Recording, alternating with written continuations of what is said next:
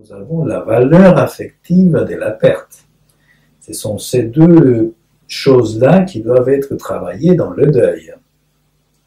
Et au départ, c'est la première, donc juste la perte matérielle de l'objet qui est l'objet, qui est la cible, qui est au centre de tous les travaux des deuils.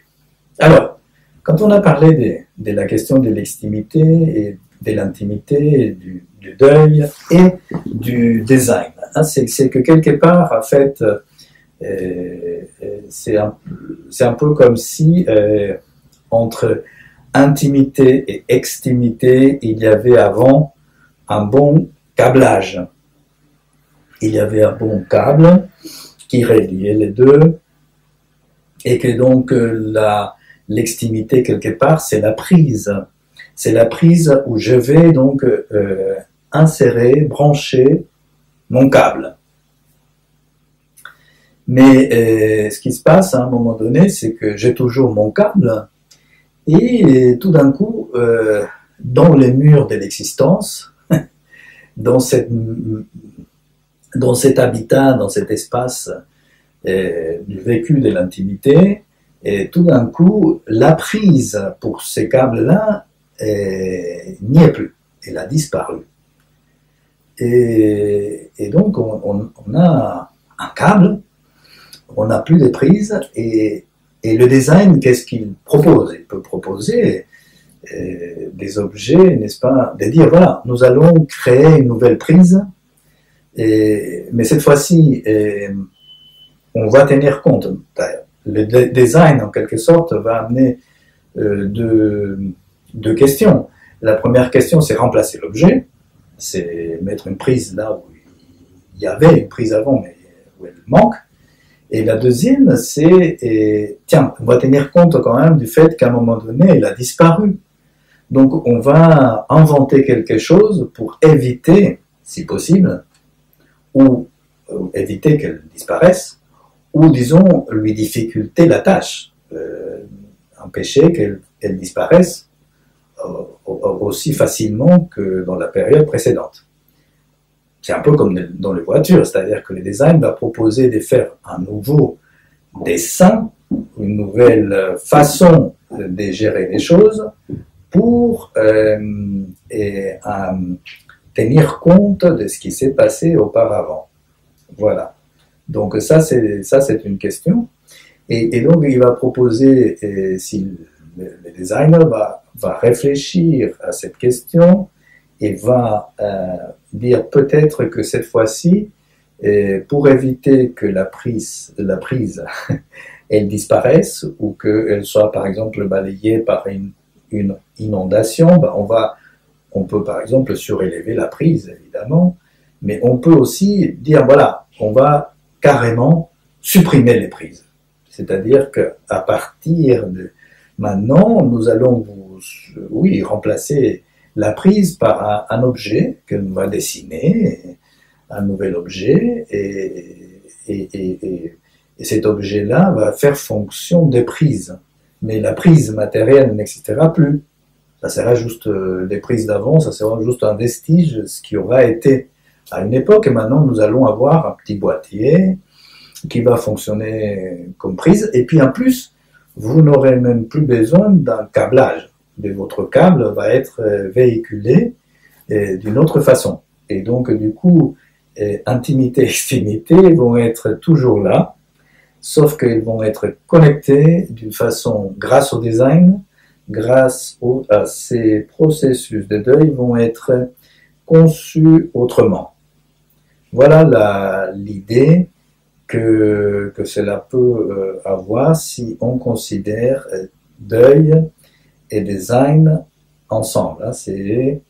Alors, il faut dire que tout au début, alors les objets du deuil et les objets du design après. Disons, le design, ça va être un peu vers la fin du deuil. Et considérons maintenant donc les objets du deuil en principe en fonction de ce qui serait les temps logiques du deuil. C'est-à-dire ce que certains appellent les étapes du deuil. Donc, en premier lieu, hein, la première chose qui arrive, et ça dans tous les cas, dans toutes les situations, même normales des deuils, c'est que il y a toujours un risque d'effondrement émotionnel et les sujets essayent d'éviter ça. Donc, pour éviter ça, tant que possible, hein, et au moins pendant un petit moment, et pour éviter ça, la première réaction possible, c'est la négation. Alors, je vais vous parler donc des deux grandes périodes. Les périodes qui nient et les périodes qui vont plutôt accepter l'existence de ça.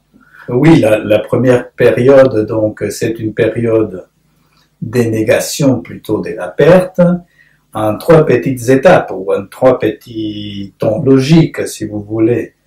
Et tout ça, pourquoi? Parce que il faut tenir compte de la question aussi, non seulement du temps, mais aussi de l'espace, hein, en psychopathologie.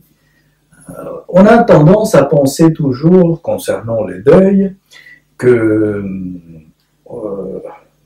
c'est le temps qui vient résoudre les choses. Oui, d'une certaine façon. C'est vrai, pas le temps tout seul, mais on a besoin évidemment du temps. Mais je pense qu'on néglige beaucoup la question de l'espace.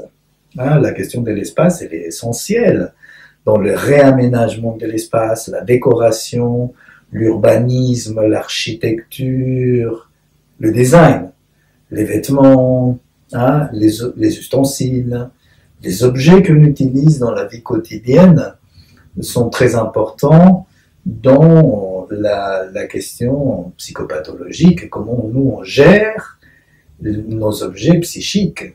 Hein, c'est l'argent, l'alimentation, la sexualité, tout ça, ça produit, tous ces domaines-là produisent des objets qui sont des objets non seulement matériels, comme l'argent, mais ce sont aussi des objets psychiques. Ils peuvent représenter des domaines très intimes et extimes dans notre relation au monde et dans notre relation au monde aujourd'hui, et en fonction d'un événement de rupture, d'un événement de perte. Donc, je vais parler de ces deux périodes où il y a à chaque fois trois temps logiques et avec des objets qui sont en lien avec ça.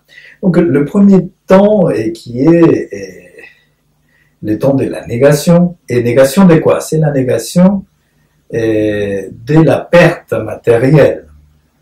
C'est que le sujet, à partir du moment où il y a la reconnaissance, même intellectuelle, la conscience de la perte éventuelle de l'objet aimé, peut penser que cet objet s'est caché, que cet objet peut revenir.